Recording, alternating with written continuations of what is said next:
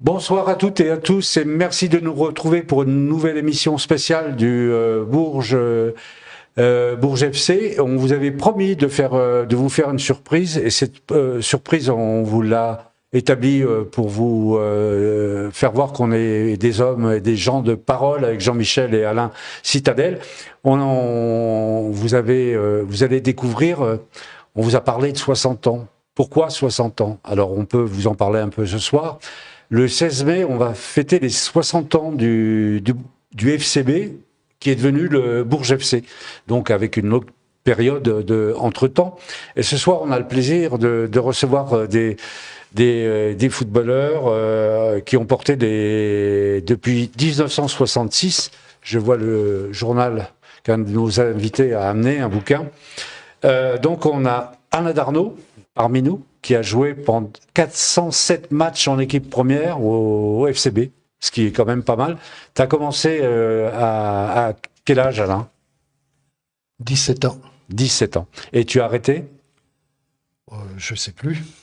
Peut-être 34, 35 par 35. Ensuite, on a Jean-Pierre Meudic, qui a apporté aussi, bien sûr, les couleurs du FCB, qui a de beaux souvenirs. On en parlera aussi tout à l'heure. T'as joué combien de temps à Bourges, Alain? Alors moi, j'ai joué Jean-Pierre, pardon. J'ai joué qu'une année. T'as joué qu'une année? 90-91. Mais pour moi, c'est la meilleure année. Ouais. Je pense que Ouais. Tout le monde s'en souvient. Ouais. Garde ton micro près de ta bouche, s'il te plaît. Pardon. Voilà. Après, on a Alain Michel. Alors lui, Alain, je sais qu'il est resté 10 ans à Bourges, un bail, 84-94, et avant de partir à Cuisan-Louau.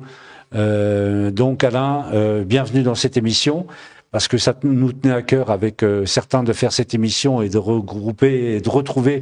On est en train de travailler, pour tout vous dire, avec Cyril Lafont, qui est aussi... Tu peux venir avec nous, hein, Cyril, tu es un ancien du FCB et tu fais partie des dirigeants du Bourges FC. Donc, on est en train de faire un rassemblement de joueurs, même d'entraîneurs, si on peut le faire, parce qu'on a contacté aussi Bobby Brown et puis d'autres personnes. Donc, le 16 mai, on va fêter cet anniversaire, les 60 ans, et on espère avoir le plus de joueurs possible et voir des choses. Donc, je peux pas vous donner le programme ce soir, mais en tout cas, on tient à marquer le coup. Donc, merci Alain Michel d'être avec nous ce soir.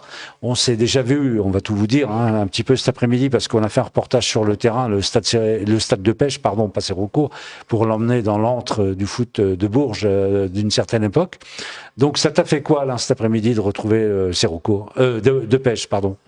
Oui, je pense que je garderai quand même ses recours avec tout le respect pour Monsieur Depège et ce qu'il a fait pour le football berruyer, et notamment la fusion de 66, qui était un moment important, puisque c'est la fusion entre le Foyer Saint-François et le Racing. Alain, je dis pas de bêtises, c'est bon. Donc c'était, en voyant une image tout à l'heure, quand on regardait ça, il y avait l'équipe de 66, qui était une grande équipe, qui avait dominé la division d'honneur, qui était montée plusieurs fois. Donc c'était un moment important de la vie d'un club que de fusionner, de se retrouver. Et puis moi, j'ai pris cette affaire en route entre 84 et 94. Et c'est vrai qu'un de nos meilleurs moments, Jean-Pierre le disait, l'année 90-91, ça a été en fait le grand pardon du football berruyer, parce que tout le monde nous attendait à un bon niveau de seconde division. Tout le monde attendait que le foot revive à Bourges. Et il y a eu, il faut de temps en temps frapper l'imagination de tout le monde et sa propre émotivité. Il y a eu ce fameux match de Bordeaux et dans la foulée, le match du Parc des Princes contre le PSG, ou imaginez comme ça, d'avoir les deux tirages de ce genre la même année. Donc on l'avait mérité, mais je vous rappelais que pour le mériter et pour avoir le droit de jouer Bordeaux, il avait fallu arriver au 5e pénalty contre La Roche-sur-Yon pour arriver à se qualifier. Et le meilleur joueur de l'équipe adverse, Arsène, avait loupé le pénalty et Kafka avait transformé le nôtre, ce qui nous avait permis de passer. Donc c'était la grande période, ce mars 91. C'était un moment de fortunité et je suis content que Jean-Pierre l'ait bien mis comme tel. Alors évidemment, il avait été un des participants dominants, puisqu'il avait mis le plat du pied comme il fallait sur un terrain comme il savait le faire. Un peu inégal de recours quand même. À l'époque, ouais. Et la gueule des Bordelais le matin, quand ils avaient vu le terrain, nous avait rassurés sur nos chances de jouer sur le champ de Donc bataille.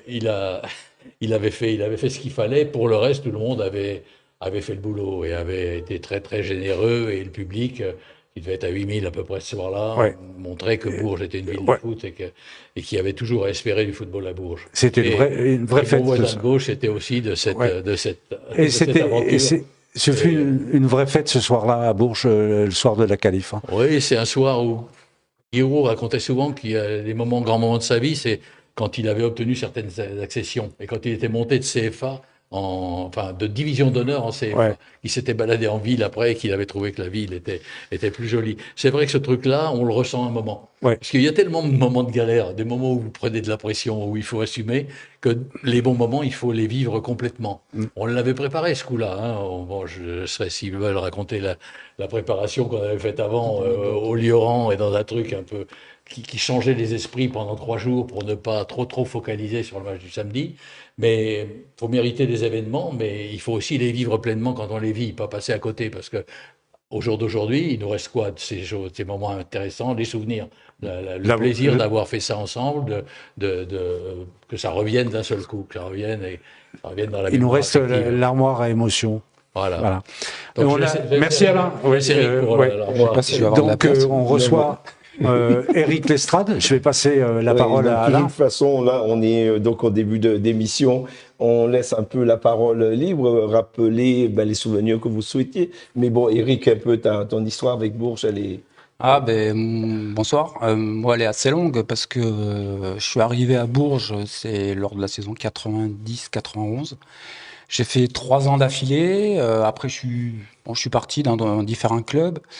Je suis revenu à une période, je crois que ça devait être 98, me semble-t-il, pour re-signer. Et là, c'était à l'époque Bobby Brown qui était le coach. Et malheureusement, le club, on peut dire entre guillemets, s'est cassé la gueule. Et puis, donc il y a eu un dépôt de bilan. Et donc, je suis reparti sous d'autres cieux. Et puis, à un moment donné, la carrière de footballeur s'arrête. Et donc, Jean Gomez, à cette époque-là, ça devait être en 2000 ou 2001, m'avait contacté et puis j'ai fini ma carrière justement à Bourges. Et puis, j'ai dû faire 4 ou 5 saisons d'affilée. Et puis après, j'ai entraîné les jeunes dans le club. Ouais, c'est parce que tu as eu on en parlait un peu en off sur ta... Moi, j'étais en train de penser que c'est toi qui as eu les derniers nationaux. J'ai eu les U16 nationaux. Oui. L'année d'avant, on était monté, ouais. Mais non, on peut pas dire le dernier parce que je crois que les... Après, non, les U14, je crois qu'il y a eu U14, période, ils sont montés, je crois qu'il y avait... Peut-être à la même période. Manu Moutot, je crois, qui les a eu. Mais oui, après, le club formé à cette époque-là, qui formait bien. Donc, on essayait justement, après nos péripéties footballistiques et puis, je dirais, notre formation, parce qu'il faut aussi passer des formations quand on veut être entraîneur. Donc, par rapport à l'expérience, tout ça, ça aide évidemment sur les petits détails pour être un bon éducateur. Donc, voilà, moi, j'ai appris des choses par tous mes éducateurs, voire mes coachs, et je voulais justement les retransmettre. Merci Eric. On a aussi donc avec nous Cyril Lafont, qui est un ancien joueur aussi du FCB. Alors moi j'ai découvert une chose hier, c'est que t'as porté le maillot de l'équipe de France quand tu étais cadet, et jamais tu nous as payé un verre. Et ça je regrette quand même parce que c'est sympa. Tu aurais pu faire un effort, donc je te donne le message. J'espère que tu sauras le 16 mai, régler tout ça par rapport à ça. J'y manquerai pas. Donc toi, un petit souvenir sur du temps où tu as été à Bourges? Oui, bonsoir tout le monde. Moi, voilà, ça s'est fait en trois étapes. Mon aventure à Bourges au niveau des jeunes. Pour commencer, à l'époque, les 2 années de pupille, minime et cadet. J'ai fini ma dernière année avec Alain, où on était en 17 ans nationaux à cette époque-là. Et puis effectivement, c'est cette même année où on est allé au bout avec l'équipe du centre aussi. On était en finale et du coup. Voilà, j'avais eu la chance aussi, Alain m'avait appelé à cette époque-là de m'entraîner 2 fois avec le groupe de D2 et à un moment donné, effectivement, présélection à Clairefontaine et puis je suis allé en équipe de France. Alors c'était un petit peu, particulier parce que j'étais à l'époque le seul joueur d'un club de D2 à être avec des joueurs de centre de formation, voilà, de Nantes, d'Auxerre, de Toulouse, etc. Donc, ça a fait une belle expérience. Et puis, à la fin, je suis parti à la fin de la saison, signé à Toulouse, où je suis resté en centre de formation pendant 5 ans. Et je suis revenu à l'époque où le club est remonté en national. Du coup, avec Bobby, avec Eric, qui était là aussi, où on a joué ensemble, où j'ai fait ma saison et demie, où voilà, on a tous eu, on se rappelle tous qu'au mois de janvier, je crois, hein, c'est ça, Eric, on n'est pas reparti, donc voilà. Après, j'ai fait mon petit bonhomme de chemin et je suis revenu après, bien après. Quand j'étais beaucoup plus vieux, Quand t'étais vieux, quoi. Ouais, donner un coup de main comme j'ai pu avec les jeunes, les équipes réserves, etc. Donc voilà. Merci Cyril. On va revenir vers Alain pour le questionner. Il nous a amené un livre. C'est quoi le livre que tu nous as amené ce soir? C'est marqué dessus, c'est les 30 ans du, Ouais, je sais pas lire, moi. du FC Bourges, donc 1966-1996, où une fête avait été organisée pour cette occasion. Ouais. Et dans ce bouquin, on peut retrouver des choses intéressantes avec le président de Pège à l'époque. Le mot de l'adjoint au maire qui était Alain Philippe, ouais, c'est ça. Ouais. Le mot du président du district, le mot du président du conseil départemental qui était de Nio, le mot du maire, le Pelletier, et il y a plein de choses à lire et plein de choses intéressantes. Est-ce que tu pourras nous prêter le confier à Jean-Michel pour qu'il puisse te piquer des informations dans ce livre pour les 60 ans? Aucun problème. Aucun problème. Si je suis sûr de le retrouver. Oh, si Je vais peut-être faire signer un papier quand même. Oui, mais Jean-Michel, c'est quelqu'un de très sérieux, donc il n'y a pas de souci. Tu peux faire. Bon, qu'est-ce que tu peux nous dire sur ta carrière à Bourges? Qu'est-ce qui t'a... Un de tes souvenirs qui... Oh, j'ai plein de souvenirs. Mais choisis un, deux, trois, comme tu veux. Le mieux pour moi, c'est les 4 buts que j'ai marqués contre Cambrai en 2e division. Au stade Sérocourt à l'époque. Ouais, on se mélange tous un peu les crayons. Tu as le droit. T'as le droit, t'as le droit. Sérocourt à l'époque. Je veux savoir aussi, ça, je pense qu'il n'y a pas beaucoup de personnes qui le savent, et j'ai été quand même vainqueur du concours du plus jeune footballeur. Oui, ça je ne savais pas. À l'âge de 14 ans, donc en 66. Alors ça, vous pouvez poser la question à pas mal de personnes. Tout le monde a oublié, mais moi, je n'ai pas oublié parce que c'était un super truc. Ah, mais ça, oui, je m'en doute, on s'en doute. Ouais. Puis après, il y a les aléas du football, les grandes, enfin, les victoires, comme une année à Limoges, contre des équipes professionnelles, où à l'époque, je crois que c'était le national, où on jouait contre des équipes professionnelles, alors que nous étions amateurs. Et sur les 15 ou 16 joueurs qui faisaient partie de l'équipe première, il y en avait quand même une dizaine qui travaillaient encore. Merci. Merci Alain. Donc Jean-Pierre, on va prendre donc le fil aussi, on continue de dérouler le fil de l'émission. Moi j'avais une rubrique qui pourrait s'intituler « Tu seras un footballeur, mon fils ». Et donc j'aimerais savoir un peu, toi, comment c'est venu, comment t'es venu au foot? Au foot, alors, mes parents, mon père faisait pas de foot, ouais. Par contre mes frères jouaient au foot. J'ai un frère qui a joué au FC Bourges, mais qui a joué en 2e division au FC Tours à l'époque. Et mes frères jouaient au foot, j'ai joué au foot. J'avais une sœur qui faisait du basket, je faisais du basket aussi. Donc j'étais beaucoup dans le sport, pas beaucoup à l'école. T'as commencé à quel âge? Eh bien, j'ai commencé le basket à 4 ans. Oui. Parce que il n'y avait pas de licence à cet âge-là au foot. Donc ma sœur m'emmenait au basket. Et à 6 ans, je faisais foot et basket. D'accord. Et j'ai été présélectionné équipe de France basket. Et sélectionné équipe de France foot. Il a fallu faire un choix.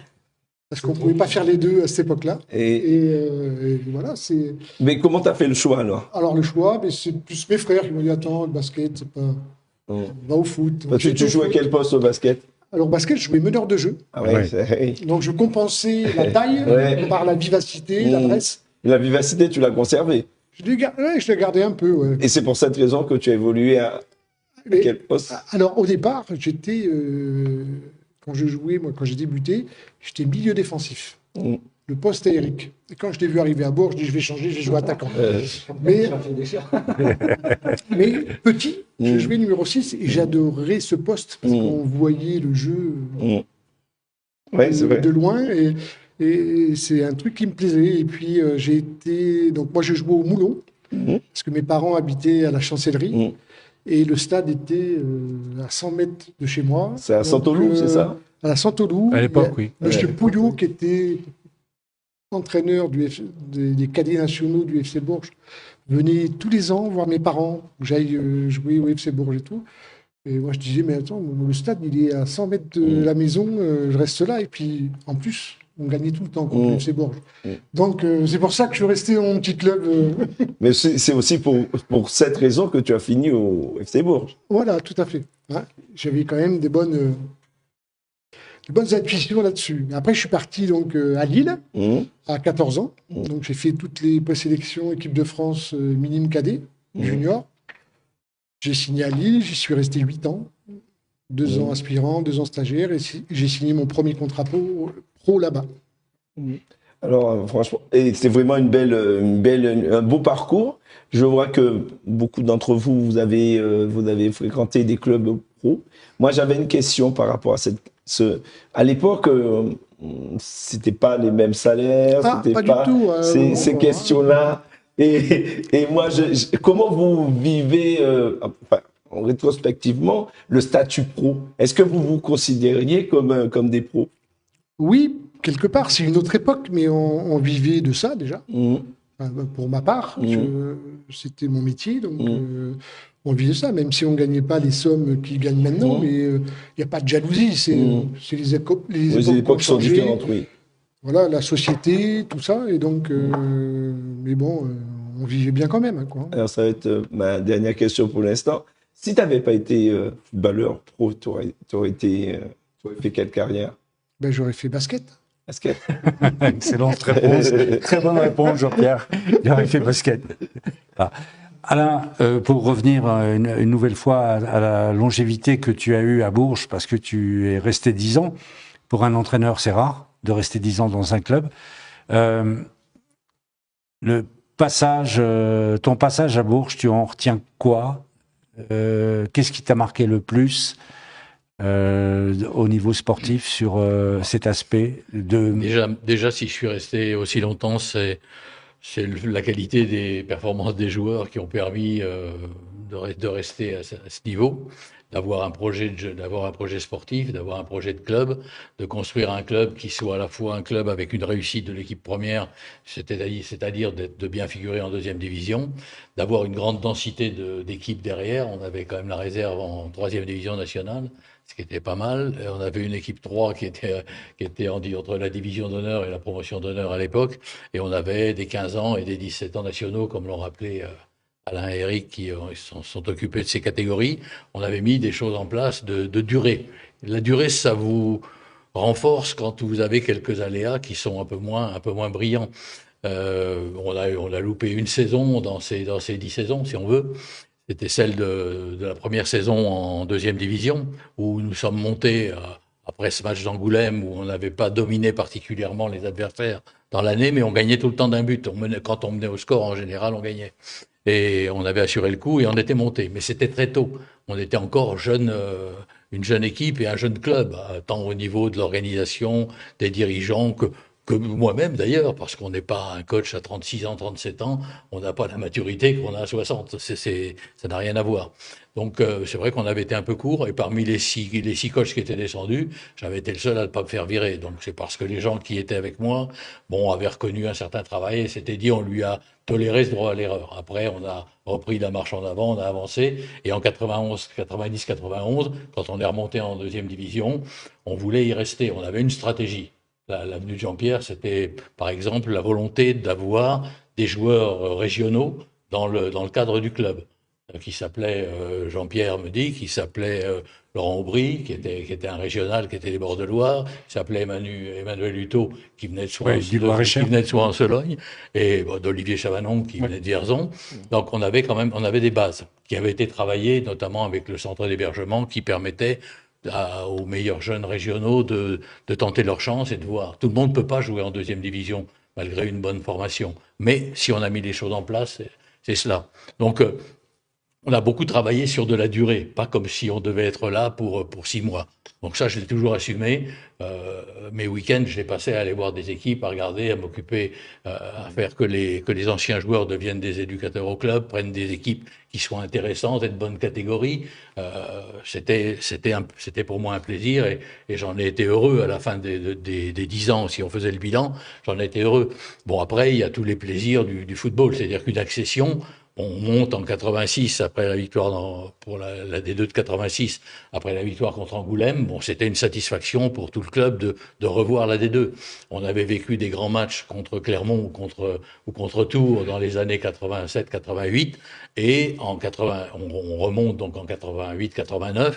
Et on obtient ces grands matchs de pardon, ces grands matchs où l'histoire un peu s'écrit et où les gens s'en rappellent 30 ans après, comme Bordeaux. Mais comme on avait pris goût à la coupe, bon, il y a eu Bordeaux et Paris dans la foulée, mais il y a eu en même temps l'année suivante le Havre, où on gagne au Havre, qui était en première division, et où on les élimine et où on va jouer Nancy en quasiment quart de finale de Coupe de France. Donc sinon, si le tirage nous avait été favorable comme c'était l'année précédente, pas sûr que les Avarov et compagnie soient si facilement passés. Donc ça, c'est les moments d'émotion. La coupe, c'est une émotion particulière.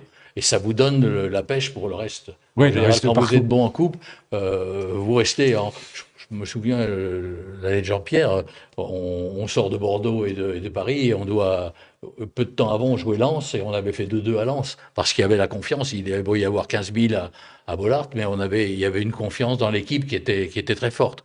Donc il faut jouer sur ça. Il ne faut pas dire, oh la coupe, on s'en fout. Non, non. Quand vous êtes un petit club, vous devez jouer à fond la Coupe de France pour vivre des émotions très fortes et arriver à être, à un moment, à sortir de votre condition. Et après, ça donne de la confiance à tout le monde, quoi. On aurait même dû battre Paris. Si on ne s'était pas fait voler, on ne va pas rentrer dans les détails. C'est Monsieur Rideau, hein, l'arbitre à l'époque.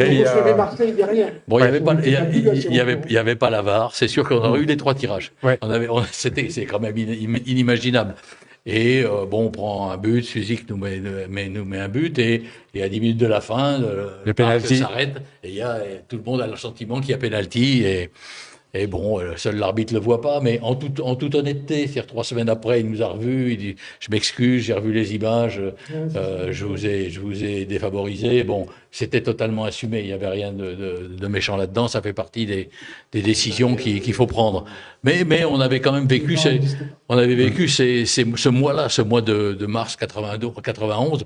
Je répète souvent, même quand on sort du football.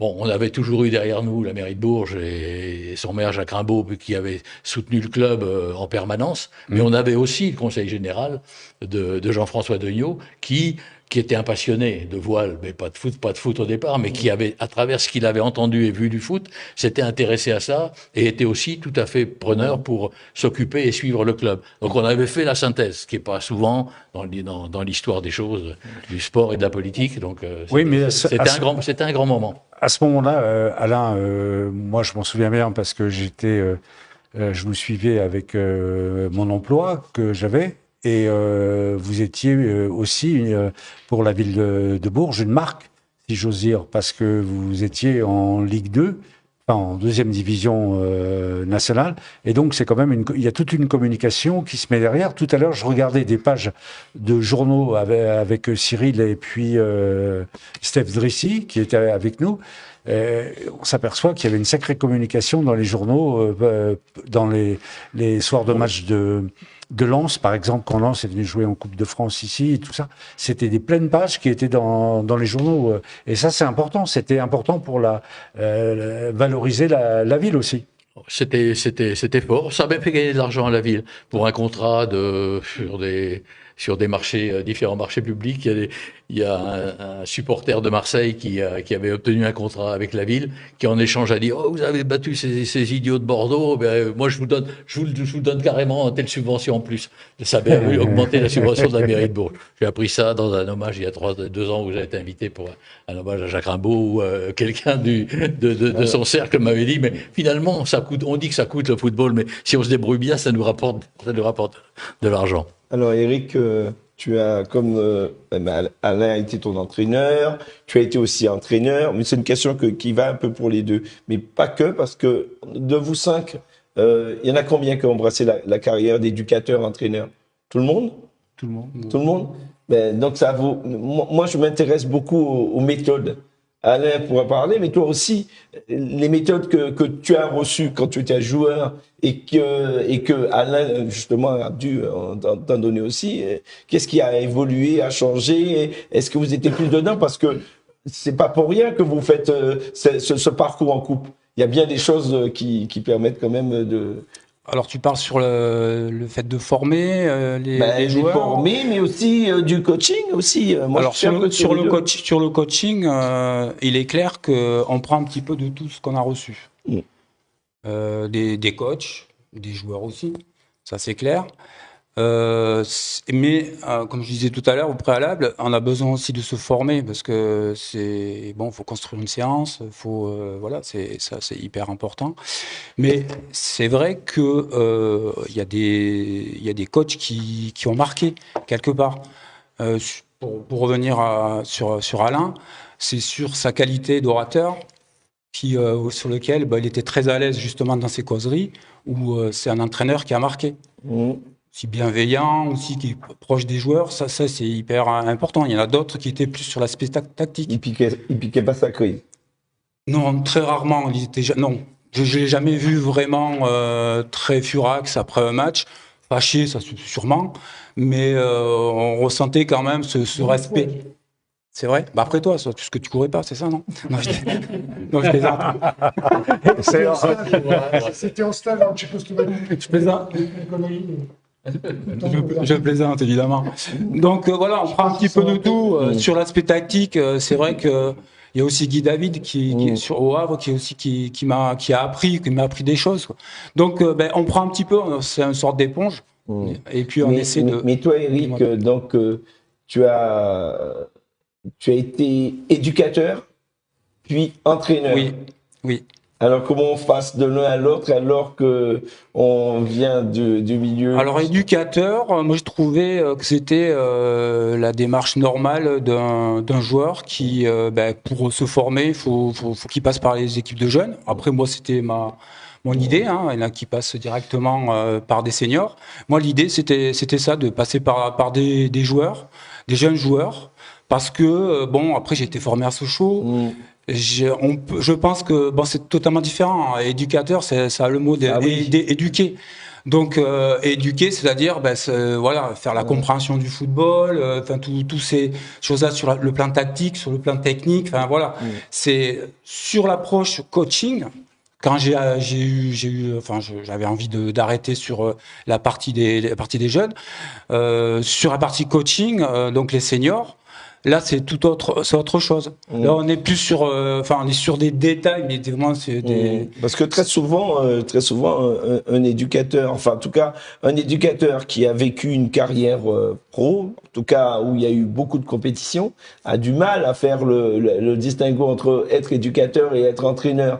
L'aspect compétition prend le dessus sur le reste, et le jeune a du mal à progresser. Qu'est-ce que tu en penses de ça? C'est là qu'il faut prendre de la hauteur un petit peu. Parce que quelque part, oui, il faut être exigeant envers les joueurs, mais il faut aussi être exigeant envers soi-même, parce que ça, c'est hyper important. Mais avant tout, il faut leur faire prendre conscience que l'éducateur, il est là pour eux. Et dans l'idée directrice, c'est qu'à un moment donné, nous sommes là pour eux, et puis tout est fait quand on construit une séance sur des cycles de travail, tout ça. L'idée, c'est que les joueurs progressent. Alors, c'est vrai que quelquefois, le résultat peut dire oui, mais là, il faut gagner. Non, en équipe de jeunes, je sais que moi, j'étais tout le temps sur l'exigence du joueur. Parce que souvent, à cet âge-là, le joueur a plus d'exigences envers, je dirais, son partenaire que de lui-même. Voilà. Donc là, je mettais l'accent là-dessus. Tiens, tu vas passer le micro, on va discuter juste par rapport à ça, à Cyril. Cyril, toi, tu as été joueur ici, à Bourges, mais tu étais aussi à Toulouse. Est-ce que tu as des souvenirs de tes coachs, je veux dire une idée, pour que tu les présentes? Quel coach que tu as eu durant toute ta carrière? J'ai surtout fini avec le plus grand des coachs à Bourges en 17 ans nationaux avec Alain ici présent. Ça, c'était surtout, Il va pouvoir répondre. Merci. Le plus important, même si je crois qu'on n'avait pas gagné beaucoup de matchs. Tu ne l'avais pas encore dit. Voilà, on n'avait pas gagné beaucoup de matchs cette saison-là. Non, blague à part, oui, bien évidemment, comme Eric, comme tous, je crois, il y a toujours des coachs qui marquent, qui on se souvient de telle ou telle chose. Alors moi, Toulouse, j'avais fini, effectivement, c'était l'année de Roland Courbis sur la 4e année en pro, et puis après Alain Giresse aussi, qui était sur les pros, quand on était jeunes du centre, où on allait s'entraîner avec eux. Après, voilà, il y en a eu d'autres, mais il y a toujours des choses qui nous marquent chez chacun, en fait. Donc voilà, quoi. Moi, ce qui est assez étonnant, c'est on vous côtoie, quand on est dans l'histoire, on est présent tout le temps, mais vous êtes extrêmement discret sur votre parcours. Là, on discute parce qu'on a des souvenirs et parce qu'on est dans un lieu ou un espace qui est dédié, mais on vous voit quand même relativement peu, alors que vous avez une carrière dans Bourges. Et c'est intéressant qu'on puisse vous faire venir aujourd'hui pour parler aux gens, parce que je suis sûr, Jean-Michel nous le dira, il y a beaucoup de gens qui sont en train de s'éveiller à vous voir quand même finalement des phénomènes là. Oui, parce que là, on a quand même une belle brochette entre Eric, Cyril, Jean-Pierre, Alain et l'autre Alain qui a joué aussi. Puis il est devenu l'entraîneur que l'on sait. Donc ça nous fait on a fait une photo tout à l'heure souvenir, parce que je vais pas vous donner rendez-vous dans 60 ans, hein, les gars, mais ça fait une belle brochette quand même, et un nombre de matchs en professionnel important, je présume. Parce que si on fait l'addition de tous vos matchs à chacun, ça nous fait une belle addition de matchs en pro. Et puis je sais pas, moi, l'un de vous peut me dire, par exemple, Alain, toi, quel est par rapport à l'époque où tu pouvais jouer et maintenant, comment tu ressens le football? Est-ce que tu t'intéresses toujours autant au football? Est-ce que tu fais comme certains footeux qui dévient vers le rugby, par exemple, ou un autre sport, parce que le foot a changé aussi? Non, je regarde toujours le football à la télévision, beaucoup. Je suis fan du Paris Saint-Germain depuis des années et des années. Et je regarde aussi le rugby parce que je trouve que c'est un sport très énorme. Quand on voit l'équipe de France ou le Stade Toulousain jouer, je trouve que c'est du beau sport, quoi. Alors c'est vrai que par rapport au football que moi j'ai connu dans les années 70 et celui de maintenant, c'est le jour et la nuit. Je me dis toujours que je suis né 50 ans trop tôt, quoi. Voilà, c'est ce que je me dis à l'heure actuelle. Oui, mais alors toi, tu as occupé tout. Ce qui est étonnant aussi, c'est que tu as occupé à peu près tous les postes, sauf celui de gardien de but. J'ai failli jouer gardien de but une fois à Lyon, mais Thierry Favier est arrivé à l'heure, donc c'était bon. Ouais, parce que tu as joué. Moi, j'ai donné la main, la passe. Par exemple, ce jour-là à Lyon, il manquait un défenseur central. J'ai joué défenseur central ce jour-là, mais jamais plus j'y rejouerai. Non, j'avais été catastrophique. Ouais. Mais tu avais un bon pied gauche. Oui, j'avais un bon pied gauche, un bon pied droit, un bon jeu de tête, mais dans l'axe défensif, c'était pas terrible. Alors moi j'ai un souvenir parce que quand j'ai commencé à bosser un peu à la Nouvelle République, j'ai fait un match où tu marquais Dominique Rocheteau avec la réserve de Saint-Étienne qui était venu jouer à Bourges, et ce soir-là il y avait 7 joueurs à Saint-Étienne. Il y avait Rampillon, Sinaguel, Battenet et je ne sais plus qui les autres, Hervé Révelli d'ailleurs, qui était venu jouer à Sérocourt contre le FCB, et tu as marqué Dominique Rocheteau, toi, qui revenait. Oui. Ouais. Et comment tu l'as vécu ce match? Parce que c'était quand même déjà une star un peu. Oui, c'était une star. Mais je le connaissais parce qu'on avait été au bataillon de Joinville ensemble. Oui. Donc je le connaissais un petit peu. Et pour l'anecdote, je ne devais pas jouer à arrière-gauche ce jour-là. C'était qui l'entraîneur, pardon? C'était Barlaguet, non? Barlaguet, oui. Hein, c'est bien ça. Oui, c'était Pierre Barlaguet. Et on avait un défenseur latéral gauche qui s'appelait Éric Jeanne. Qui venait du Mans. Qui était un garçon bouillant et qui mettait des coups et tout ça. Et donc, Barlaguet avait l'intelligence de ne pas le faire jouer contre Dominique Rocheteau. Parce qu'il faut savoir que cette année-là, Dominique Rocheteau a été en finale de la Coupe d'Europe. Oui, tout à fait. Il revenait, c'était son premier match à Bourges, il avait été blessé avant. Oui, tout à fait. Et donc, c'était une préparation pour cette finale.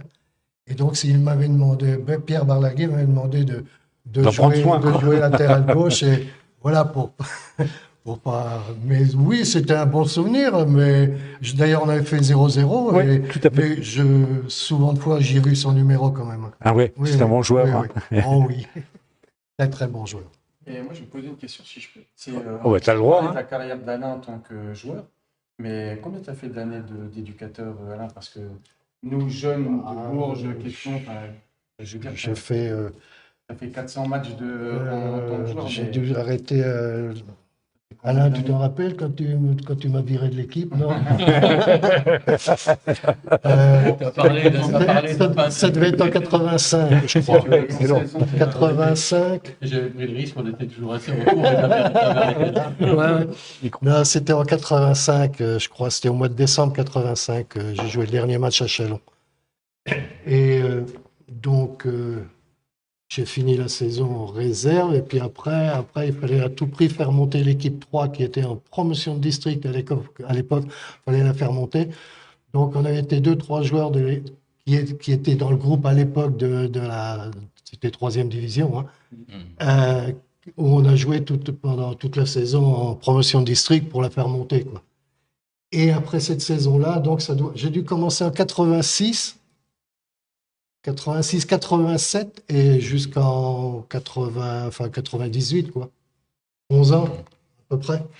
On va jouer un petit jeu maintenant avec vous 5. Chacun, Cyril, tu vas poser une question à qui tu veux, mais tu poses une question, ce que tu veux comme question, à n'importe quelle personne, Jean-Pierre, Eric, Alain ou Alain. Tu poses ce que tu veux, à toi de faire travailler à toi de faire travailler ton imagination. Non, mais tu le refais. Tu choisis, t'en choisis un au hasard. Ou alors je commence par Eric si tu veux réfléchir. L'autre, Eric, je lui demande. Prends le micro, Eric, s'il te plaît. Vas-y, prends le micro, Eric. C'est une question pour le coach. Je ne sais pas si tu te souviens de cette anecdote que 2 jours avant un match, il nous convoque chez lui pour voir un film sur Napoléon. Ouais, mais il était prof d'histoire en même temps. Hein, donc... C'est ça. Et justement, c'était sur cette, je crois, bataille d'Austerlitz, où il était encerclé, et puis il voulait nous faire passer un message. Donc, on était sur les cassettes VHS, à cette époque-là. Oui. Jusqu'à maintenant, tout va bien. Et moi, j'ai ce souvenir-là. Je ne sais pas si, coach, vous vous en souvenez. Oui, ça faisait partie des choses qu'on pouvait montrer. Justement dans les grands moments. C'est-à-dire que, alors je vais remettre un tout petit peu ça, c'est Bonaparte, c'est pas encore Napoléon, et c'est l'Italie, c'est la campagne d'Italie, qui est sa première grande campagne où il se fait connaître. Et on lui donne une armée qui est en haillons, qui est une armée de clodo, qui a pas de moyens, qui dit rien, et il leur fait un discours. Et tu comparais ton équipe pour les motiver. Dis-moi. Quand on affronte Bordeaux, tels qu'ils sont venus nous voir, il vaut mieux se mettre comme des clodos. Ça donne des satisfactions après de l'avoir fait. D'être favori, ça n'a jamais rendu aucun service à personne. Donc là, on pouvait remettre ça dans un contexte. C'est-à-dire qu'on lui donne ça parce que on l'envoie en Italie pour qu'il perde. En fait, personne ne pense qu'il peut gagner. Et il a là un grand discours tel que, bon, je peux en faire un petit bout si vous voulez, mais soldats, vous êtes nus, mal nourris, le gouvernement vous doit beaucoup, mais il peut rien vous donner. Manqueriez-vous de courage ou de confiance?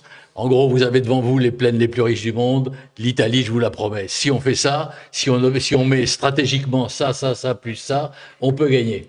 Et l'idée, c'est un peu quand même dans un gros match comme ça, c'est les 8-10 jours, et ça je l'ai refait avec d'autres, avec Louan quand on a éliminé Nantes, quand on a éliminé Toulouse à un moment aussi, dans des gros matchs, c'était toujours de dire on part de là, on trace une flèche vers le haut. Si on fait ça sur le plan physique, plus ça sur le plan tactique, plus ça sur, par exemple, jamais on perd un ballon dans notre moitié de terrain. Ça, de temps en temps, je suis fou quand je vois le jeu moderne maintenant, où on donne une balle à un numéro 6 qui est dos au but, à 30 mètres de son but, avec un mec au marquage derrière. Si on perd la balle, c'est but assuré. La première chose pour gagner, c'est de pas donner le match à l'adversaire. Donc, de dire, si on fait ça, plus ça, plus ça, il va peut-être y avoir un match. C'est peut-être possible. Donc, votre boulot de coach, c'est ça. C'est de faire ça, c'est de construire pour que dans l'esprit des joueurs, ils se disent, on peut faire quelque chose. Alors, il y a de bonnes références, c'est vrai, il y a de bons... Bonaparte à ce moment-là aurait fait un très bon coach. D'ailleurs, je pense qu'il aurait fait un très bon coach. Ouais, il avait vécu part, au XXe siècle, il aurait été fin des années. Oui, ouais. ça aurait été possible. Donc, ouais.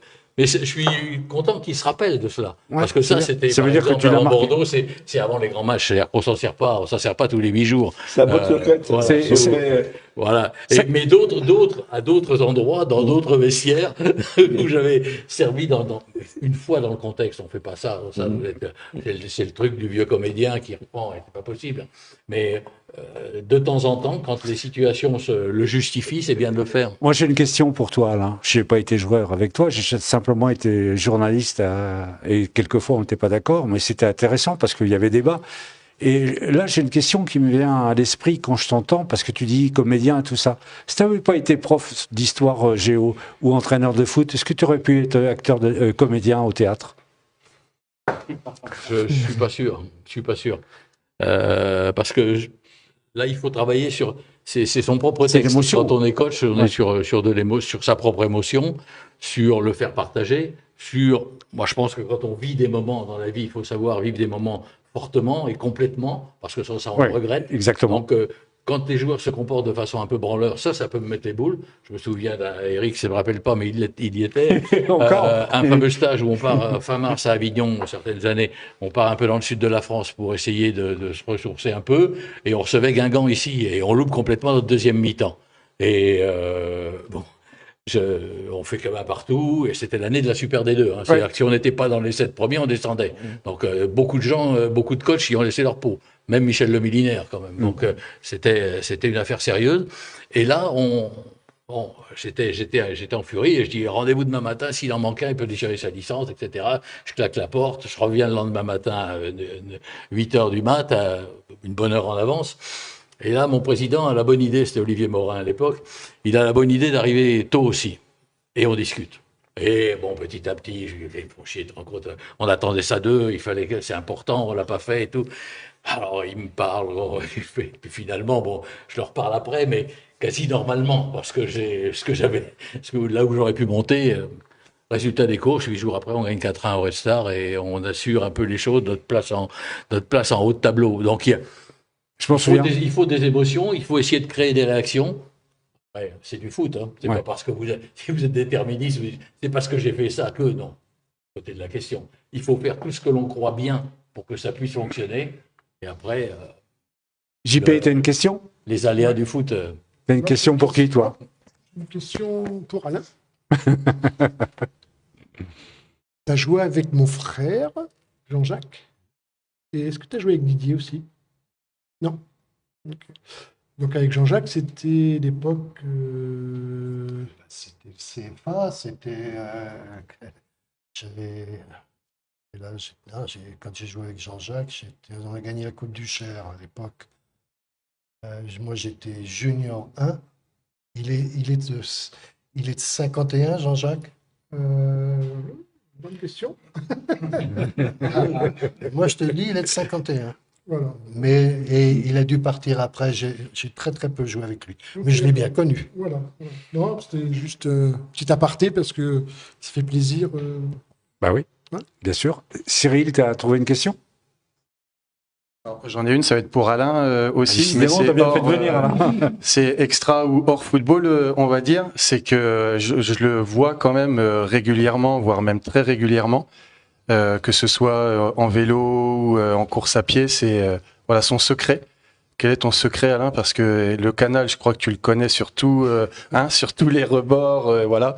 Que ce soit à vélo ou je t'ai encore vu l'autre jour à Marmagne, pas loin du canal là-bas. Donc que ce soit en courant ou à vélo, c'est quoi ton secret de ta bonne santé, voilà? Mon secret, c'est que tout le temps où j'étais joueur, je n'aimais pas ça courir.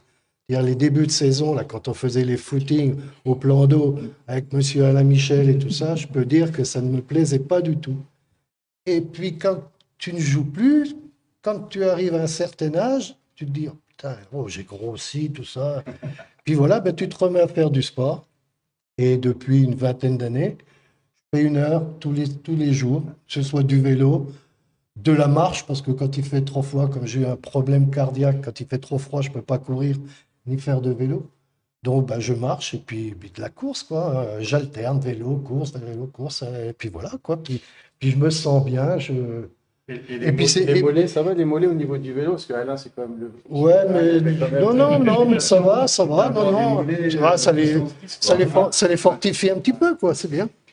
Alors, Eric, il a une question à poser à Jean-Pierre. J'ai encore une question à poser vas-y. pour Jean-Pierre cette fois-ci. Tu m'en veux pas, Jean-Pierre? Hein? Non. Enfin, Allez, ça dépend. Attends. Alors, moi j'ai une question. Comment se fait-il que tu étais aussi flamboyant à domicile et qu'à l'extérieur, tu étais beaucoup moins? Tu étais Beaucoup moins flamboyant. Le truc, c'est le public. Quand tu as tes supporters qui sont debout parce que tu vas faire une action ou tu vas marquer un but, un truc comme ça, je sais pas, et ça a toujours été un peu ton essence, peut-être. Parce que je l'ai subi aussi dans d'autres clubs où il le sait, le beaucoup coach, plus performant. Le coach, il est en train de réfléchir, il se dit, est-ce que je fais le bon choix à l'extérieur? Ce qu'il faut savoir aussi, à cette époque-là, les joueurs, surtout les attaquants, n'étaient pas aussi protégés que maintenant. Hein. Oui, bien sûr. Donc, il pouvait se passer des choses sur les attaquants qui ne se voyaient pas trop, parce qu'il n'y avait pas trop la télé, ou pas beaucoup. Donc, c'est sûrement pour ça que j'étais moins performant. C'est vrai que à ta décharge, on va dire. Merci. Je dirais, les attaquants, franchement, ils prenaient cher. C'est vrai que ça a complètement changé. À ce niveau-là. Moi, je me souviens, je vais poser la question à Alain, mais il y avait un joueur qui était exceptionnel aussi au FCB, c'était Fadil Vokri. Il avait un peu cette tendance-là, sans être méchant, paix à sa mémoire. Mais quand il jouait à l'extérieur, il avait tendance à être discret. Et moi, je me souviens à l'entraînement, comme je venais à peu près à tous les entraînements, coach mal. Tu te rappelles, hein? C'est donc Fadil. Je reviens sur Jean-Pierre, mais simplement j'ai appris un truc tout à l'heure. J'ai appris qu'il avait joué milieu défensif. Et si j'avais su qu'il avait joué milieu défensif, il y a des choses que j'aurais pu un peu changer. Mais je savais pas qu'il avait ce goût-là pour l'effort de récupération, etc. Donc on le gardait un petit peu un peu devant, et comme derrière c'était son copain Laurent Aubry qui était dans la zone droite, alors on faisait des choses très intéressantes sur le plan offensif, mais de temps en temps on avait notre petite dose de fragilité sur leur placement sur le bloc équipe de ce côté-là. Mais c'est dommage que j'ai pas su qu'il était numéro 6. Donc oui, Fadil, ça fait partie de nos coups. Quand on n'est pas richissime dans les divisions, il faut tenter des trucs. Donc Fadil, on regarde une vidéo à la fin de la saison. Il y a un de nos anciens joueurs, un avant de pute, qui m'informe qu'il a joué avec lui à Nîmes, que ça peut être un joueur intéressant. Donc on regarde les vidéos de près. Alors il y en a de partout. Il y a Fenerbahçe, il y a l'équipe nationale de Yougoslavie à l'époque, le club de Pristina où il est un héros. Fadil au Kosovo, c'est un héros reconnu. Donc il a milité à la fin de sa vie pour l'intégration du Kosovo dans l'Europe. Il est mort président de la fédération du Kosovo. Son fils est encore au stade de Pristina. Vous regardez, en gros, c'est le stade Fadil Vokri. Donc Fadil, c'est quelqu'un qui a toujours eu une âme. Sa fille s'appelle Albana. Et il a toujours eu une âme nationale sur ses racines qui était le Kosovo. Bon, donc il a des valeurs fortes, donc sur lesquelles on peut aussi s'appuyer. Il a les valeurs que l'on dirait maintenant sans faux racisme ou quoi que ce soit, de dire il jouait un peu comme on disait les Yougos quelquefois. Oui. Ils l'ont dit tous.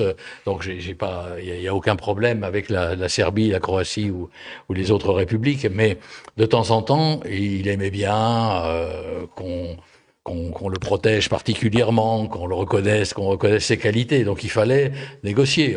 On parlait d'un autre joueur, quand il est arrivé chez nous, au bout de 8 jours, il voulait partir. On lui avait trouvé un appart, il était là avec sa femme, ses enfants, mais les enfants dans l'appart, ça faisait trop de bruit, donc il pouvait pas faire la sieste comme il voulait l'après-midi. Donc c'était un gros problème. Donc il vient un jour à la maison, il me dit coach, je vais arrêter, je peux pas continuer. Nous, ça faisait un sacré trou dans le tapis s'il était parti après 15 jours de début de saison.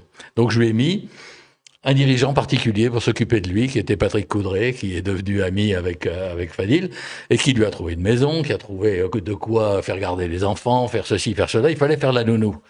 Après, quand on le met sur le terrain, dos au jeu, capacité de garder les ballons, de remettre les ballons, de faire jouer les autres, de faire marquer le copain, et Jean-Luc Courtet en avait beaucoup profité. Donc tout ça, il sait faire. Mais il a toujours besoin qu'on le considère particulièrement. Et que le matin, un matin sur deux, disons que sur 7 séances qu'on faisait dans la semaine, quand il en faisait 3, c'était bien. Mais il était sympa avec les copains. Il passait bien. Il était copain, il n'était pas le mec qui jouait pour sa gueule, puis il avait 33 ans, il n'avait pas non plus. Donc il était là, mais il disait, bon, aujourd'hui, coach, un petit peu mal, pas possible aujourd'hui, la douleur, bon... Bon, c'est du Vaïd un peu. Hein. C'était le deuxième attaquant yougoslave derrière Vaïd Halilhodžić dans sa carrière. Donc il a moins joué en équipe nationale parce qu'il venait du Kosovo et que c'était peut-être pas les plus reconnus dans la mouvance yougoslave, mais aussi parce qu'il y avait un grand joueur comme Halilhodžić devant lui. Et donc on l'a récupéré comme ça, un peu en tentant le coup et en disant on joue notre saison, c'était la montée pour l'année de monter en Super D2. On joue quand même beaucoup de choses sur lui. Et il avait été exceptionnel. On marquait des buts, 6 contre Dunkerque, 5 contre le Red Star, 4 contre Tours. Dans la série octobre-novembre, on avait été très efficace et il y avait évidemment participé. Bon, on avait un jeu tourné vers l'avant, nos couloirs jouaient haut. On avait la volonté très vite de passer vers l'avant. On parle maintenant des transitions. Bon, nous on disait attaque rapide. Bon, et puis bloc équipe et dès la récupération. Si c'était possible de jouer vers l'avant, on jouait vers l'avant. Faire tourner 5 fois le ballon, ça m'emmerdait prodigieusement. Ça m'emmerde toujours d'ailleurs. De regarder que des séquences de conservation. C'est pas comme ça qu'on va remplir les stades. Par contre, si on peut... Alors, de temps en temps, il faut la garder, parce que si à chaque fois on fait boum, boum, boum, et que chacun la perd, donc ça fait beaucoup d'efforts. Et il faut gérer ces efforts-là. D'où les efforts dont parlait Alain, et des grandes quantités de mouvements et de courses, parce qu'un joueur qui est arrêté, il sert pas à grand-chose. Bon, mais donc, le seul qui était un peu dans un ordre différent, c'était lui, Stéphanie Vokri, comme d'autres, dont on en parlait cet après-midi, d'autres joueurs ont marqué des choses, comme Kozak ou comme Fiala, ou avaient un niveau d'internationaux de 70 sélections quand même, hein, ou Kinière mais un petit peu en grand saut au niveau des sélections, mais... Bon, Fadil faisait partie des joueurs qui marquaient une équipe, qui marquait sa façon de jouer et la façon de donner les balles dans l'intervalle. On pouvait même inventer certaines combinaisons sur coup franc parce qu'il y a que lui qui était capable de remettre une balle dans le mur très rapidement en décrochant et en s'imposant. Donc, il fallait discuter. C'est-à-dire que je me souviens d'un match, un fameux derby avec Châteauroux, où il avait décidé de pas jouer. Je m'en souviens de ça aussi. Il avait décidé de pas jouer et c'était toujours l'année de Super D2. Il fallait pas lâcher. Je commence à discuter, je sais que j'en ai pour une demi-heure à chaque fois. Bon, je lui dis tout de même, pour l'équipe, c'est important. Alors, ouais, mais je lui dis, tu peux pas jouer, au moins tu vas être remplaçant. Tu vas être remplaçant et si on a besoin de toi, c'est toi qui vas rentrer, tu vas faire la diff. Tu vas être le héros, tu vas rentrer, tu vas faire la différence. Ah, coach, moi, entraîneur en Yougoslavie, dire-moi, toi, Fadil, pas possible remplaçant, soit terrain, soit tribune. Mais bon, là, c'est important, notre peau quand même, on a besoin de toi. Alors, au bout d'un certain temps, il a fini par dire, bon, allez, pour te faire plaisir, pour l'équipe, d'accord, je joue. Bon, en réalité, il était remplaçant, il est rentré, on était mené à 0, il nous a fait gagner 2-1. Oui. Bon, un joueur peut changer des choses. Et lui, il le jouait carte sur table. Quand il est parti entraîneur-joueur à Montluçon, il a arrêté le discours du coach à la mi-temps, il dit, coach, pas de problème. Toi dire aux joueurs, donnez ballon Fadil 16 mètres, moi but. Bon, il avait une sérénité, une confiance en lui, et Mais il était très gérable parce que sympathique avec les autres. Oui. Si c'était foutu de la gueule de l'équipe, j'étais mort. Mais il arrivait à se faire apprécier par les copains. Donc c'est plein d'aventures humaines comme ça, une équipe. Mais si vous en avez 5 comme ça, c'est fatigant. C'est ce que j'allais me dire, parce qu'un joueur comme ça, il y avait le talent, hein, il y avait le talent aussi, mais il y avait aussi cette bonne, je veux dire, cet esprit de groupe, d'équipe aussi. Mais si, par exemple, quelqu'un comme Fiala, c'est un autre joueur. Dans la mentalité, dans l'approche. C'était pas les mêmes. Ils n'avaient pas non plus, la même, Le même rôle. la même hygiène de vie. Il faut parler sérieusement. Il est mort d'un malaise cardiaque parce qu'il avait des bilans sanguins à 33 ans qu'on a à 60. Mais parce c'était sa vie, il voulait que ce soit comme ça et c'est respectable. Mais il n'était pas gênant par rapport au groupe parce que les efforts de base, il les consentait. Mais on en parle encore maintenant. Oui, ça fait partie des gens qui marquent un peu les choses. D'autres peuvent avoir. Lui, il ne rechignait pas à faire les tours de terrain qu'Alain ne voulait pas faire en début de saison. Non, pour lui, c'était les séances spéciales, c'était 2 contre 2, 3 contre 3 sur un terrain plutôt limité. Il cassait le dos au stopper, le stopper lui mettait pas de coups d'ailleurs. C'était Simon Boyer qui se prêtait au jeu et qui se faisait tourner en bourrique dans tous les coins, dans tous les sens. Alors qu'avec d'autres, pourtant c'était pas un poète non plus. C'est comme même Farid Bouden qui était dans cette génération-là. Mais eux acceptaient de se prêter au jeu parce que c'était. Tu as entraîné aussi Fares Boustira? Aussi. C'était quelle époque? 88. 88 aussi, ouais. 88 et pour rester dans les extérieurs, on a eu aussi comme avant-centre un joueur qui, tant que l'on était à un certain niveau et au niveau de la D3 était très efficace, mettait 25 buts par an, c'est Gaspard Nguet. Gaspard Nguet il avait une qualité dans la surface de réparation. Par contre, si le niveau montait, si c'était par exemple Prunier pour rester dans le Bourges FC qui prenait au marquage, c'était beaucoup plus difficile parce que la résistance du défenseur était costaud. Il faut que tu me parles de son jeu de corps. Parce que j'ai entendu même des nanas qui disaient, mais lui, quand il met ses fesses contre Vaucry. Oui. Vaucry, c'était. Non, je parle de Gaspard. Gaspard. Gaspard, oui. Donc, Gaspard, il était plus grand que un monstre. Hein. Et quand il fallait déjà le bouger. En plus, il faisait du 47.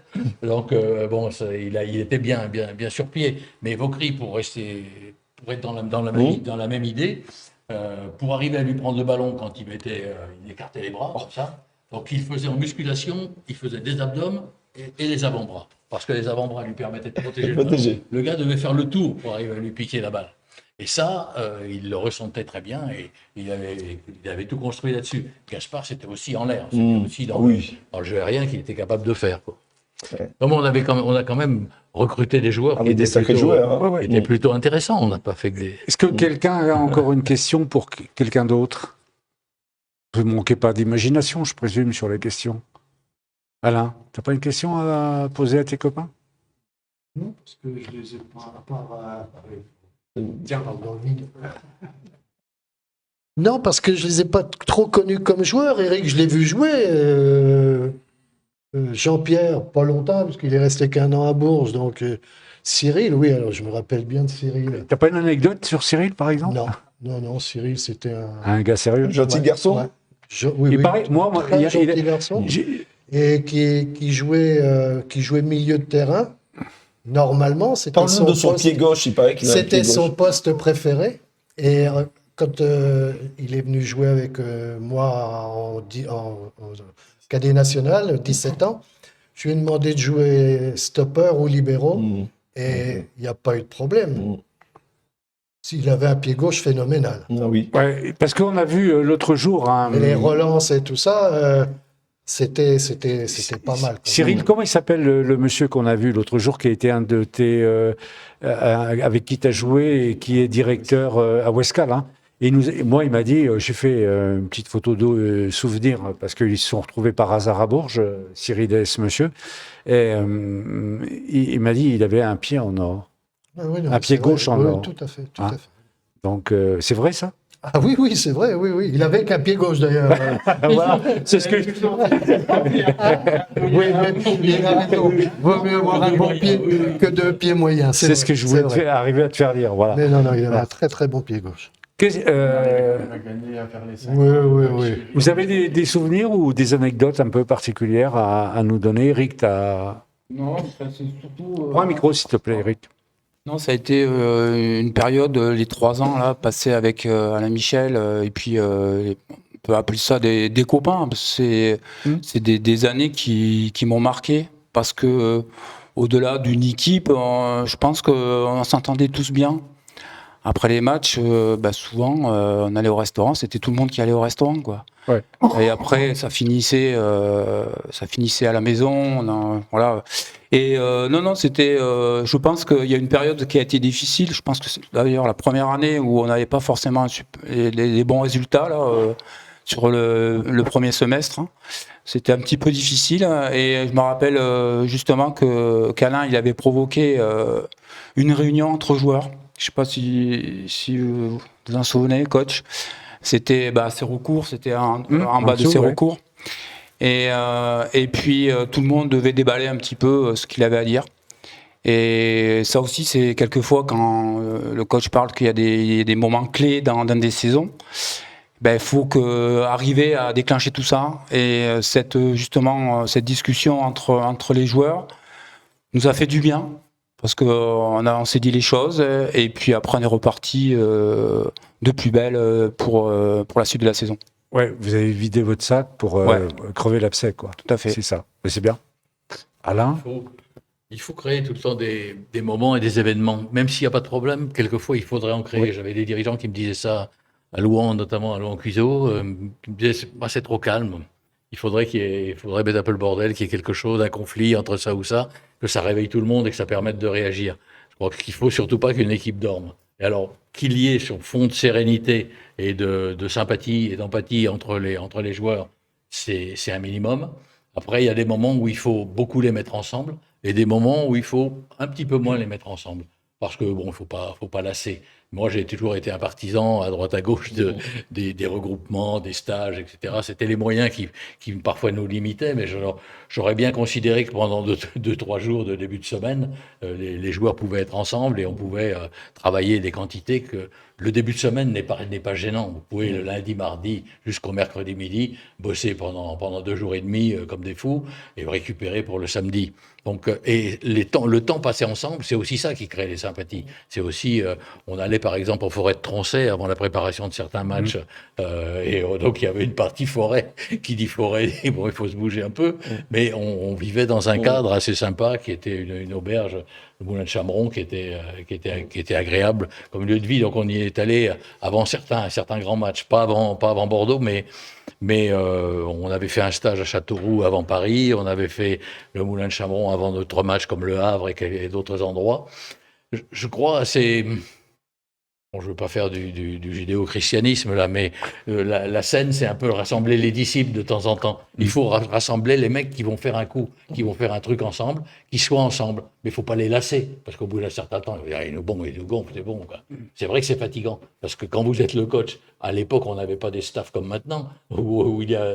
Je suis tranquille depuis 20 ans, j'ai des staffs nombreux et importants, mais l'époque de Bourges, c'était qui mon staff derrière? J'avais parfois un adjoint qui venait en stage, mais le reste du temps, il fallait se débrouiller tout seul.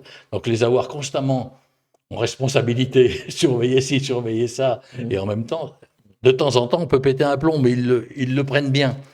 Ça peut être papa qui gueule, quoi. C'est-à-dire que un coach, il évolue en étant le grand frère au début, après le papa, ensuite le grand-père. Quand en fin de carrière, ce sont des messages. Les distances se prennent naturellement. Et vous-même, vous digérez ce sur quoi vous allez jouer. C'est-à-dire qu'au départ, j'ai toujours pensé que c'était une activité, une aventure humaine que les gens vivaient ensemble. Donc j'insistais sur les aspects, je regroupe. Et après, se regrouper autour d'une dizaine d'idées sur le jeu, sur le foot qu'on veut faire passer. On pourrait dire, il y a 10 points essentiels. Hein. Le bloc équipe, pas de perte de balle dans sa moitié, première passe vers l'avant, etc., etc. Densité dès qu'il y a un centre, densité devant le but. Dizaine de points, ça suffit. Après, on va s'amuser s'il faut faire savant. Je l'ai fait à la fac après comme un sujet de réflexion. Donc, je l'ai vu dans différentes formes. Mais il faut que les gens soient ensemble. Il faut qu'ils soient regroupés. Dès qu'ils commencent à dire oh, qu'est-ce que je fous là, après tout l'an prochain je serai plus là, je ferai ça, je ferai ça. Il n'y a plus le même intérêt quoi. Et là on perd beaucoup de leviers. Ouais, il faut qu'il y ait d'autres personnes à côté qui utilisent des leviers. Un psy, ça, il faut du monde avec. Mais moi j'ai vécu des très bons moments avec eux. Mais parce que aussi c'était des gens fréquentables, des gens agréables. Dans les anecdotes du livre d'Alain, il y a un personnage que vous devriez reconnaître sur cette page, là. Il y avait des cheveux à l'époque. Il y avait des cheveux, il n'avait pas de casquette. C'est pour ça que j'aime la casquette. Oui, ça c'est... Moi, je veux bien revenir sur... Oui, j'allais te poser une question. Est-ce que tu as... Quand on allait en forêt, moi j'en connais, alors je ne vais pas balancer de nom, hein, mais j'en connais, Ouais, tu peux, qui allaient promener le chien le dimanche matin pour voir où il pouvait couper.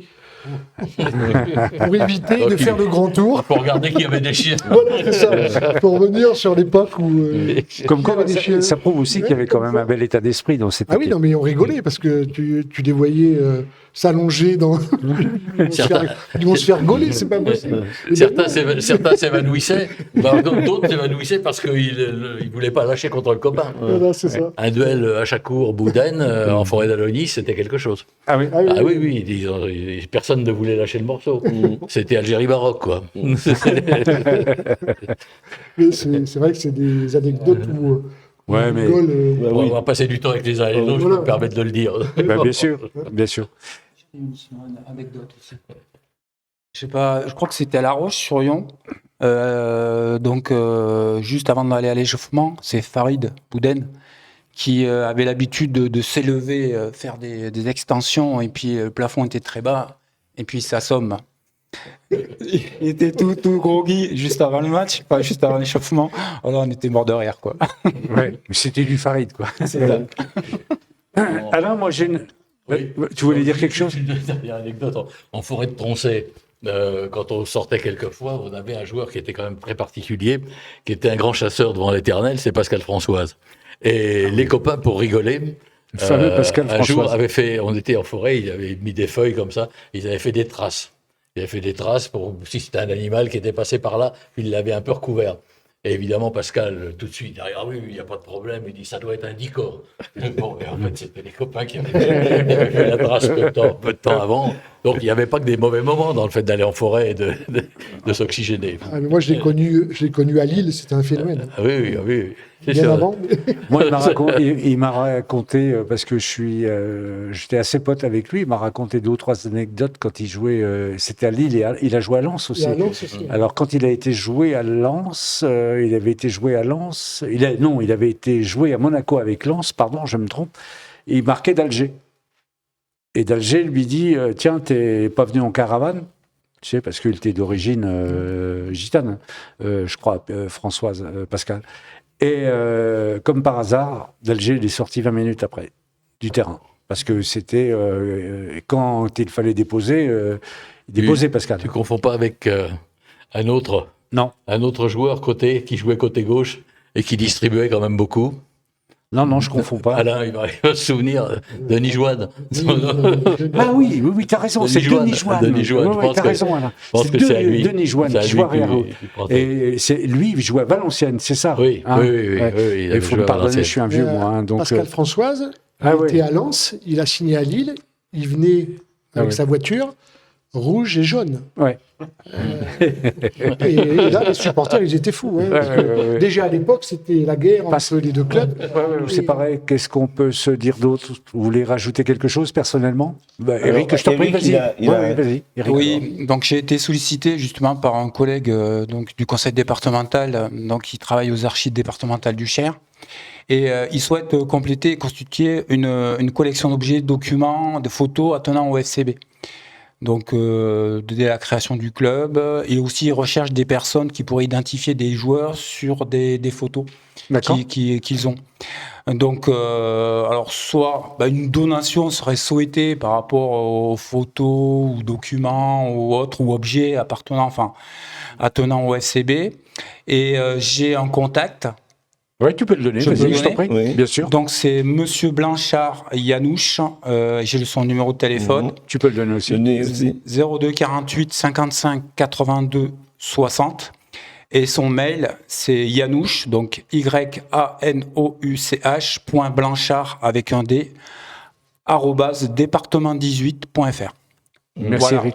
Merci. Ouais, c'est rigolo parce qu'on a évoqué ce sujet tout à l'heure. On a eu écho qu'effectivement, aux archives départementales, il y avait quelqu'un qui était supporter, voire très proche du FCB et on avait avec Stéphane, que je vais saluer quand même, parce que Stéphane, il est quand même Mais on va le saluer, on va le saluer, Stéphane. à l'initiative de cette très très belle idée, je trouve, de cet anniversaire, et voilà, qu'on se retrouve un peu, entre guillemets, tous les anciens du FCB à travers les générations. Moi je trouve que c'est une très très bonne idée qu'il a eue, donc on est en train de travailler dessus. Et effectivement, on a eu écho qu'aux archives départementales, il y avait quelqu'un qui avait de belles photos. Ouais, c'est ça. Ouais. Je crois savoir qu'il y a toutes les photos que Émile Sinaud avait prises, qui restait chez lui une fois qu'il était décédé. Je crois que sa femme a mis toutes ces photos aux archives départementales. Il doit en avoir. Alors, il doit les avoir, ça là, je pense, mais c'est pour justement. Pour reconnaître. Oui, parce qu'il y a des joueurs justement sur des photos, il y a des joueurs justement où les noms n'apparaissent pas, et puis c'est pour les reconnaître. Écoute, moi, si tu veux, je peux essayer d'identifier. S'il veut, je peux essayer d'identifier les joueurs. Écoute, tu serais Parce que j'ai bienvenu. passé Tu prends quelques contact années avec lui. le long du stade à vous photographier. Je vois les. On va avoir très confiance en toi quand même. Non, mais je sais bien, Alain, mais c'est comme ça. Tu sais bien, Alain, que tu peux pas avoir confiance en moi. En tout cas, de toute façon, on gardera donc l'information, on portera bien Cyril, peut-être que tu garderas ça. Et puis en tout cas, là, l'émission touche à sa fin. Attends, moi j'ai une dernière question. Tu peux passer le micro à Alain Michel, s'il te plaît, parce que justement, Stéphane Drissy, moi, on a eu comme entraîneur un de ses copains qui a joué avec lui à Auxerre et qui m'a dit un jour, Stéphane était présent, il lui a dit, mais toi, tu étais un joueur qui venait d'ailleurs, tu arrivais même à te dribbler tout seul. Tu étais un joueur d'une autre planète. Donc, Alain, est-ce vrai ? Parce qu'il nous a dit ça quand lors de son passage, il est venu pour nous maintenir en N2. Il est vrai que Stéphane était un joueur avec des qualités de dribble très au-dessus de la moyenne, mais à la fois de haut jeu pour se retourner rapidement ou enchaîner dribble, accélération. Son seul petit problème, ça aurait été d'enchaîner dribble, qu'il réussissait bien, et avoir l'élément vitesse derrière le dribble qui lui permettait de prendre de la liberté. Donc dans les bons moments, il arrivait à dribbler et il pouvait jouer comme il le souhaitait. Dans les moins bons, ça créait un empiétinement un petit peu autour, et c'était un peu plus difficile de sortir après du petit périmètre. Mais avec le ballon, le rapport joueur-ballon, qui était très exceptionnel chez Stéphane. Il savait faire des trucs. Les couleurs aussi, il driblait beaucoup, non ? Ouais. Juste après, il faut savoir que. Après, il y a eu pas mal de bobos. Il faut avoir un peu de chance. Juste Alain, il faut que tu saches que. Il est parti d'ici tout à l'heure, il nous a dit qu'il regardait l'émission. Ouais, mais justement, parce que moi, je vais te dire un truc, Alain Citadel. On va lui dire que c'est de la part des Moupetcho, notre petite réflexion. Parce c'est moi qui nous a chambré avant. Il nous a chambré, une chambre, donc on le chambre, c'est normal. Voilà, mais c'est vrai, moi je pense que William Prunier avait raison, il se driblait parfois, Stéphane. Oui, mais il avait aussi beaucoup de qualités. Bien sûr, l'un n'empêche pas l'autre. On parle de choses qu'on a complètement transformées comme on voulait. Moi, j'ai un peu de regret avec Steph de dire j'aurais dû faire mieux. Je m'en veux un peu de dire j'aurais pu le faire sortir de ce premier dribble pour qu'il soit déterminant après, parce qu'il le méritait. Il avait un engagement collectif c'était pas un dribbleur individualiste, c'était quelqu'un qui se situait dans une équipe et qui faisait tous les efforts. Mais c'est vrai qu'il avait aussi une certaine fragilité musculaire ou articulaire. Bon, il était un peu en difficulté, mais moi, j'ai un peu de regret. Il faut savoir analyser avec le recul du temps. On est copains maintenant. Et on a une amitié réciproque et du respect réciproque. Il faut savoir se dire, J'aurais pu faire mieux. C'est bien pour ça qu'on le chambre un peu, parce qu'on l'aime. Voilà, c'est un bon type. En tout cas, merci à vous. Merci à tous d'être venus participer à cette émission un peu spéciale. On va vous donner certainement rendez-vous le 16 mai contre Borgo, l'équipe de Corse, le dernier match de championnat, où il y aura certainement un événement pour fêter ses 60 ans. Suite au prochain épisode, on va essayer d'inviter d'anciens joueurs dans nos futures émissions régulièrement. Moi, j'ai des contacts, Cyril a des contacts et Stéphane aussi a des contacts pour faire venir des gens. Et vous souhaitez plein de bonnes choses à vous dans votre vie personnelle.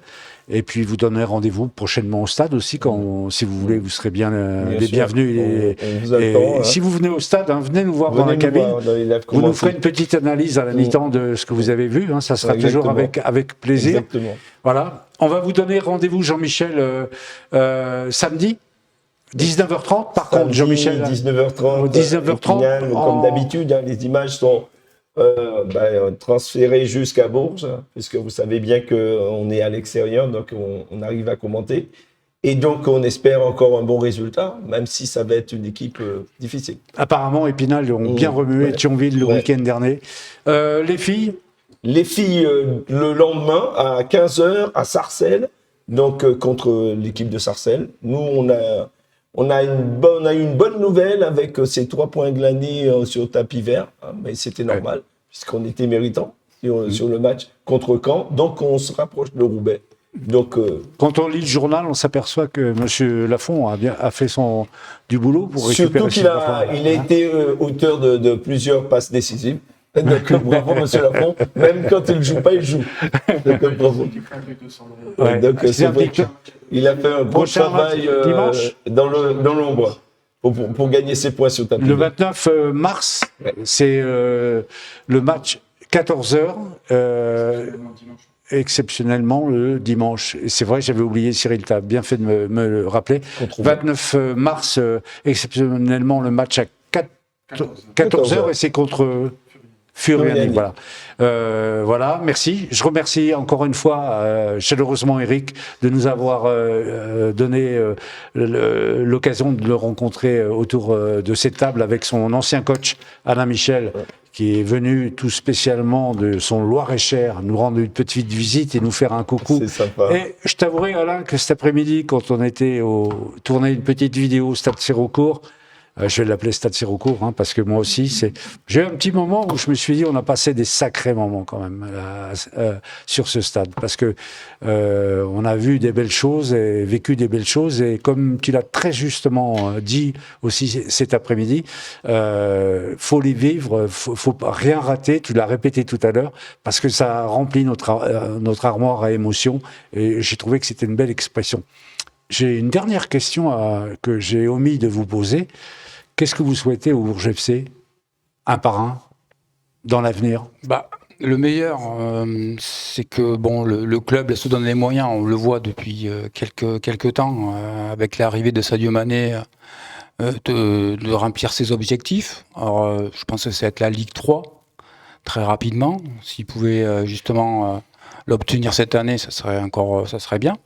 Donc ça, le meilleur par rapport à ça.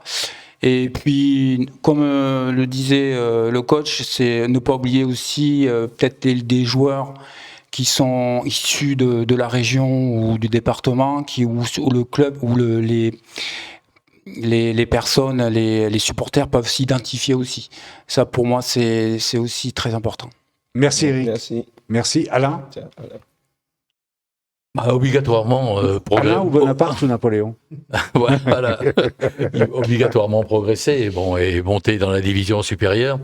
Il faut avoir une ambition sportive, construire, parce qu'un club, c'est pas uniquement une équipe première, donc construire beaucoup de choses derrière pour toutes les équipes de jeunes, pour que ce soit un phare pour le département et la région. Structurer le club, il y a déjà tout un travail de fait. Donc et avancer ensemble et faire que les Berruyers se reconnaissent à travers le club et vivent pleinement ce club. On a toujours eu le vieux débat Bourges, est-ce que c'est une ville de foot ? Moi, j'en avais pris le pari. J'avais toujours été convaincu que ça pouvait redevenir, et on l'avait concrétisé en 91, ça peut redevenir, et ça peut encore maintenant redevenir une ville de football. Il y a des moyens financiers qui sont venus avec l'arrivée de Sadio Mané, qui ont sécurisé le club sur les dépenses qu'il fallait faire. Maintenant, il faut l'enthousiasme général autour du club. Dans le club, je pense que les choses sont faites, mais autour, il faut du public. On peut pas jouer avec 500 spectateurs, il faut en avoir 3000, 4000, et Bourges peut avoir 3000, 4000. Merci Alain. Jean-Pierre? Oui, mais évidemment, monter le plus vite possible, mais tout en restant humble. Comme disait le coach tout à l'heure, quand on veut réussir, il faut rester humble et concentré sur le sujet. Pas s'écarter à droite, à gauche pour faire un pas en avant et 2 pas en arrière. Et c'est très important. Merci Jean-Pierre. Alain? Comme tout le monde, on souhaite que Bourges ait une équipe un jour en Ligue 2, puisque ça s'appelle comme ça maintenant, mais c'est vrai que le chemin risque d'être long, mais déjà, s'ils pouvaient monter déjà en équipe 3, enfin en 3e division, ce serait très très bien pour relancer un petit peu la machine. Merci Alain. On va pas donner la parole à Cyril, on va lui couper la parole parce qu'il est dans les murs avec nous au club, donc on va pas lui donner la parole. Cyril, non, hein, on est d'accord? Ça te dérange pas si je te demande? Voilà.